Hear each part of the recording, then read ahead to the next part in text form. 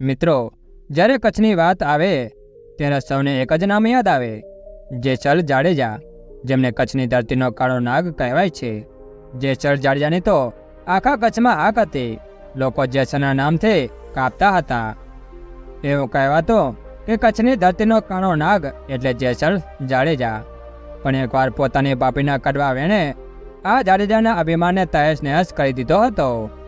જાડેજાને બાપીએ કહેલા કડવા વેણ એવો તો યાદ રહી ગયા અને જે કહ્યું એ કરી બતાવવા માટે નીકળી પડ્યો. અડધી રાત વીતી ગઈ હતી. ચારે તરફ સોપો પડી ગયો હતો. છતાં પણ સૌરાષ્ટ્રના સંત સાધત્યા કાઠીને ત્યાં પાઠની પૂજન વિધિ પ્રસંગે ભજન મંડળી જામેલી જ હતી. જરાય પણ મંદ પડી ન હતી. મંજીરા વાગતા હતા અને એક પછી એક ભજન ચાલુ જ હતા. સાસત્યા કાઠી પોતે જાગીરદાર હતો અને પોતાની પાસે તોરી નામની એક અત્યંત પાણીદાર ઘોડી હતી. તોરી ઘોડીની ખ્યાતિની વાતો કચ્છના બહાદુર બારવટિયા જેસલ જાડેજાને કાને આવી. આ જાતવંત ઘોડીને કોઈપણ રીતે પ્રાપ્ત કરી લેવાનો જેસલે મનોમન નિશ્ચય કર્યો. એટલા માટે લાગ જોઈને જેસલ જાડેજા સૌ ભજનમાં વ્યસ્ત હતા ત્યારે બધાની નજર ચૂકવીને તોરી નામની આ ઘોડીને ઉઠાવી જવા અહીં સોસત્યા કાઠીના ઠેકાણે આવી પહોંચ્યો હતો. આવતા વહેતા જ જેસલ કાઠીરાજની ઘોડારમાં પેસી ગયો. પાણીદાર તોરી ઘોડી જેસલને જોતા જ ચમકી અને ઉછળતી કૂદતી લોખંડનો ખીલો જમીનમાંથી ઉખેડીને બહાર નીકળી ગઈ. આ બાજુ ઘોડીને ભડકેલી જોઈને તેને રખેવાળે ઘોડીને પકડી અને પંપાડીને તેને ફરી બાંધી દેવાની કોશિશ કરી. ઘોડીના રખેવાળને ઘોડી સાથે જોઈને ઘોડી લૂંટવા આવેલો જેસલ જાડેજા ઘાસના ઢગલા નીચે છુપાઈ ગયો હતો. રખેવાળે ઘોડીના ખીલાને ફરીથી જમીનમાં ખોપી દીધો. પરંતુ બન્યું એવું કે એ ખીલો ઘાસની અંદર પડી રહેલા જેસલ જાડેજાની હથેળીની આરપાર થઈને જમીનમાં પેસી ગયો હતો. તોરી ઘોડીને ઉઠાવવા આવેલા બહાર વટિયા જેસલની હથેળી ખીલાથી વિંધાઈ ગઈ હતી અને પોતે પણ જમીન સાથે મજબૂતાઈથી જકડાઈ ગયો હતો. આમ છતાં પોતે અહીં ચોરી કરવા આવ્યો હોવાથી તેના મોઢામાંથી એક સિસકારો ન નીકળ્યો અને મૂંગો જ પડ્યો રહ્યો. આ તરફ પાઠ પૂજન પૂરા થતાં સંત મંડળીનો કોટવાળ હાથમાં પ્રસાદનો થાળ લઈ પ્રસાદ વેચવા નીકળ્યો. સૌને પ્રસાદ વહેંચાઈ જતા માત્ર એક જણનો પ્રસાદ વધ્યો હતો. પછી તો આ કોના ભાગનો પ્રસાદ વધ્યો છે એની શોધખોળ શરૂ થઈ. એટલામાં ઘોડીએ ફરીથી નાચકૂદ શરૂ કરી દીધું. ઘોડીના રખેવાળને થયું કે ઘોડારમાં નક્કી કોઈ નવો માણસ હોવો જોઈએ. અંદર આવીને જ્યાં જોયો ત્યાં તો ખીલાથી વિંધાઈ ગયેલી હથેળી સાથે બહાર વટ્યો જેસલને જોયો.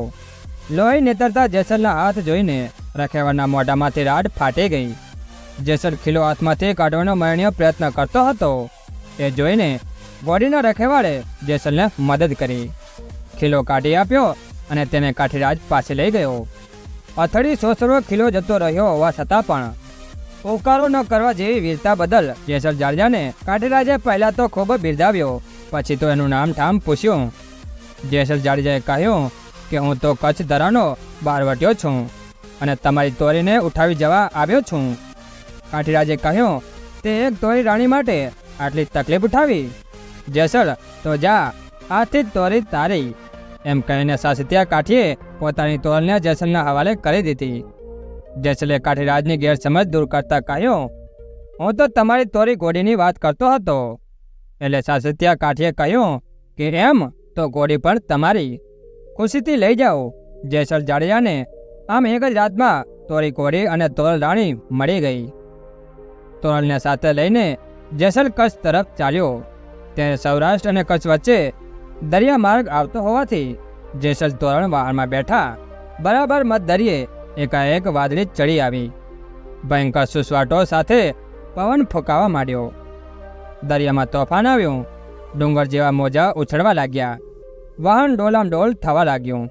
અચાનક જ પલટાયેલ વાતાવરણ જોઈને જેસલને એમ લાગ્યું કે વાહન હમણાં જ ડૂબી જશે. અનેક મર્દોને મર્દન કરનાર બહારવટીયો જેસલ જાડેજા આજે એક કાળની માફક થરથર કાપવા લાગ્યો. સામે તોરણ શાંત મૂર્તિ સમી બેઠી હતી. એના મુખ પર કોઈ ભય ન હતો પણ શાંત તેજસ્વી હતી. બહારવટિયા જેસલને આવું જોઈને લાગ્યું મોતથી ન ગભરાતી આ નારી તો સિદ્ધિવાન સતી લાગે છે. તોરણમાં જેસલને દેવી શક્તિઓ દેખાવા લાગી.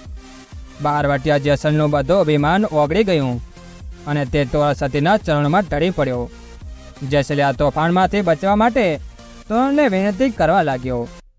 સતી તોરલે જેસલને પોતે કરેલા પાપો જાહેર કરવાનું ફરમાન કર્યું. ગરીબ ગાયની માફક જેસલ પોતાના પાપનું પ્રકાશન કરવા લાગ્યો. એના અંતરની નિર્દયતા નષ્ટ થઈ ગઈ, અભિમાન ઓગળી ગયું અને બીજી તરફ સમુદ્રનું તોફાન પણ શાંત થઈ ગયું હતું. થોડા જ સમયમાં બહારવટિયા જેસલના જીવનમાં ધરમૂળનો પલટો આવી ગયો અને તેનો હૃદય પલટો થઈ ગયો. જેસલને જ્યારે દરિયામાં મોત દેખાયું ત્યારે તેનું બધું અભિમાન ઓગળી ગયું. મોતના ડરથી જેસલ પારેવાની માફક ફફડવા લાગ્યો. પોતાની સુવેરતા પણ નાની લાગવા લાગી. આ પછી તેણે જે વાતનો મર્મ સમજ્યો એ જેસલ તોરણની કથાનો નિચોડ છે, જે આપણે આપણી જિંદગી ઉગાડવા માટે લઈ શકીએ છીએ. મિત્રો, આજથી 500 વર્ષ પહેલાં કચ્છ કાઠિયાવાડમાં જેસલ જાડેજાની હાક વાગતી હતી. જેસલ દેદા વંશનો ભયંકર બહારવટીયો હતો. કચ્છ અને અંજાર એટલે જેસલ જાડેજાનું નિવાસ સ્થાન. અંજાર બહાર આબલિયાઓના ઇલા જેવા ઝુંડ એનું રક્ષણ કરતો હતો. જેસલ એટલે રાવ ચાંદાજીનો કુંવર અને એનું ગામ અંજાર તાલુકાનું કીડાણું, જે જેસલને ગરાસમાં મળ્યું હતું. પણ ગરાસના હિસ્સામાં જેસલને વાંધો પડતા તે બહારવટે ચડ્યો હતો. જેસલ બહારવટીયો સતી તોરણના સંગાથથી આગળ જતા જેસલ પીરના નામે પ્રખ્યાત થયો. એ સમયે હાલનું અંજાર 7 જુદા જુદા વાસમાં વહેંચાયેલું હતું. સાતે વાસ એ સમયે અજાટના વાસ તરીકે ઓળખાતા હતા. અંજારમાં હાલ જે સોરઠિયા વાસને નામે ઓળખાતું ફળિયું આવેલું છે તે જૂના વખતે એક મુખ્ય વાસ હતો. વિક્રમ સંવત 106માં કાઠી લોકોએ તેનું તોરણ બાંધ્યું હતું. આજે અંજારની બજારમાં જે મોહનરાયજીનું મંદિર છે ત્યાં એ વાસનો જાપો હતો. અંજારની બહાર ઉત્તર તરફ આવેલા આબલિયાનો ઝુંડ એ વખતે અતિ ભયંકર અને એવા ખીચોખીચ હતા કે તેની અંદર સૂર્યનારાયણના કિરણો પણ ભાગ્યે જ પ્રવેશી શકતા. આ અતિશય ગીચ જંગલનું નામ કજલી વન પાડવામાં આવ્યો હતો. જેસલ જાડેજા આ વનમાં વસતો હતો. ચારે તરફ એના નામની ધાક પડતી. મારફાટ અને લૂંટફાટ એ એનો ધંધો હતો. એણે અપાર પાપો કર્યા હતા, પરંતુ ઉપરના દરિયાના બનાવ પછી જેસલ સુધરી ગયો હતો અને ભક્તિમાં સમય ગુજારવા લાગ્યો હતો. આ જૂના સમયમાં કચ્છમાં જેમ જેસલ અને તોરલ પવિત્ર વ્યક્તિ તરીકે જાણીતા હતા, એવી જ રીતે મેવાડ પંથક રાજસ્થાનમાં રાવણ માલદેવ અને રાણી રૂપાદેની ગણના થતી હતી. એકબીજાના દર્શન માટે આ બે જોડા તલપાપડ હતા. આથી જેસલ જાડેજાએ રાવણ માલદેવ અને રાણી રૂપાદેને કચ્છ આવવાનું નિમંત્રણ આપ્યું. રાવણ અને રાણી એ બંને અંજાર આવવા નીકળી ગયા હતા, પરંતુ તેઓ અંજાર પહોંચે તેના આગલા જ દિવસે જેસલે સમાધિ લઈ લીધી હતી. રાવણ માલદેવ અને રૂપા રાણીને આગળ આવેલા જોઈને જેસલને જગાડવા સતી તોરલે એક તારો હાથમાં લીધો. લોકકથા એવું કહે છે જેસલ 3 દિવસની સમાધિથી જાગ્યા અને સૌને મળ્યા હતા. લગ્ન મંડપ રચાયો હતો અને તોરણો પણ બંધાયા હતા. જેસલ તોરણ બની મૃત્યુને માંડવે તોરણીના 4 ફેરા ફર્યા. એકબીજાની શોધમાં 2 સમાધિઓ તૈયાર કરાવીને ધરતીની ગોદમાં સમેટાઈ ગયા. કચ્છમાં એવું કહેવાય છે કે આ જેસલ અને તોરલ બંનેની સમાધિ દરેક વર્ષે જરા જરા હટતી હટતી એકબીજાની નજીક આવી રહી છે. જેસલ હટે જવભાર અને તોરલ હટે તલભાર એવી લોકવાયકા મુજબ આ સમાધિઓ એકબીજાને અડકી જશે ત્યારે કોઈ મોટો પ્રલય જેવો બનાવ બનશે. મિત્રો, તમે પણ જેસલ જાડેજાને માનતા હો તો કોમેન્ટમાં જય જેસલ પીર જરૂર લખી દેજો.